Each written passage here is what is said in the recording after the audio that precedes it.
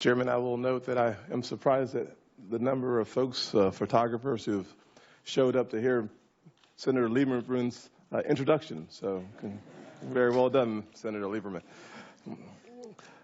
I've known the DeVos family for about 3 decades. I started learning how to sell when I was in college, and it was a part of one of the DeVos companies that I learned how to sell. So I'm very thankful that a champion of public education, a champion of education, and specifically a champion of education for poor kids sits to my left.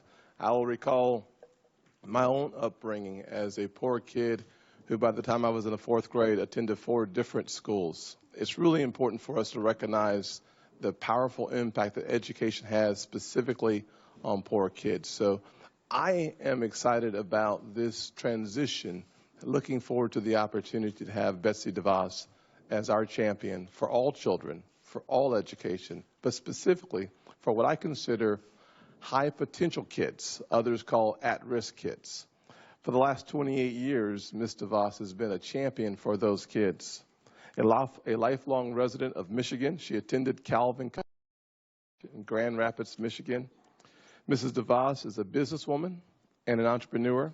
She is the chairman of the American Federation for Children and the WinQuest Group.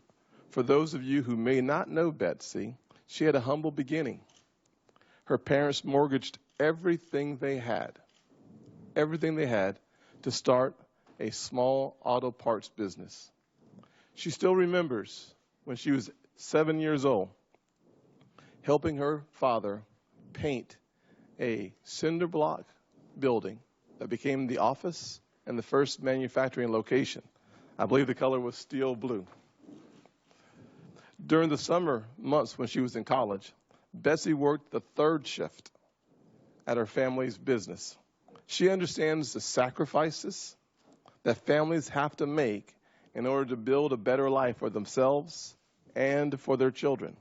She has successfully advocated for expansion of education opportunity in dozens and dozens of states.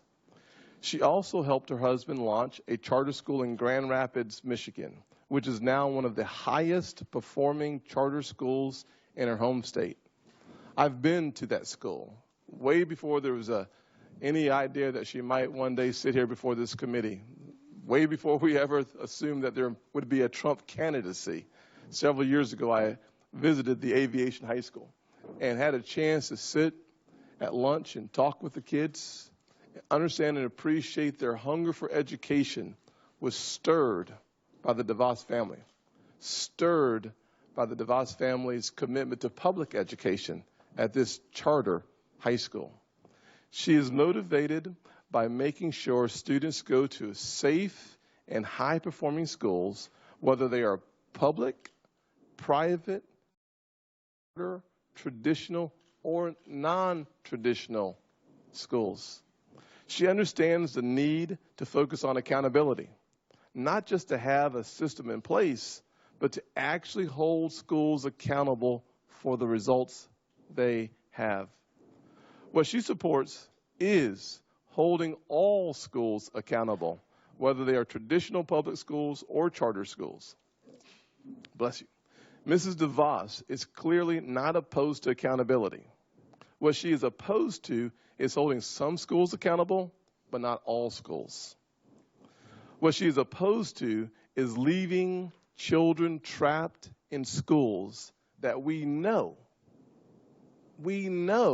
are failing the very students that will have no hope if they do not receive a high-quality education. Bless you. Only one more left. Parents and students could not ask for a better role model or a more thoughtful leader to move the education system into the 21st century.